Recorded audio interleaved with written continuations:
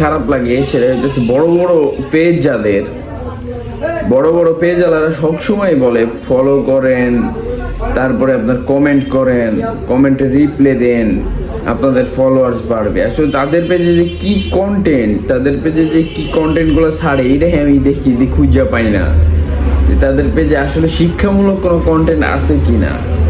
যাই হোক, ভালো কন্টেন্ট দিলে সবসময় ফলোয়ার্স বাড়বে, এটাই সিস্টেম। ভালো কন্টেন্ট দিবেন, সবসময় ফলোয়ার্স বাড়বে, কিন্তু বিনোদনমূলক কিছু শিক্ষামূলক কন্টেন্ট দিলে এমনি ফলোয়ার্স বাড়ে। এটার জন্য তো আপনার ওই কমেন্টে গিয়ে সারাদিন কমেন্ট করবেন, লাইক দিবেন, লাভ দিবেন, এই করেন, রিপ্লে কমেন্ট করেন, কপি লিঙ্ক করেন, এইসব ঘোরা টিম কিছুই করা লাগে না। ভালো কন্টেন্ট দিলে এমনিই ফলোয়ার্স বাড়বে, ঠিক আছে? কারণ ফেসবুকে বুঝাইতে হবে যে ভালো কিছু আপনি ফেসবুকে দিচ্ছেন, অ্যাক্টিভ থাকতেছেন, এমনিই ফলোয়ার্স বাড়বে। আর ফার্স্ট টাইমে 200-100 ভিউ, 20-50টা ফলোয়ার্স বাড়বে, এরকমই স্বাভাবিক। এটা নিয়ে মাথা কামানোর কিছু নাই। ধৈর্য ধরতে হইব, কাজ করে যাইতে হইব, বাকির আল্লাহ ভরসা।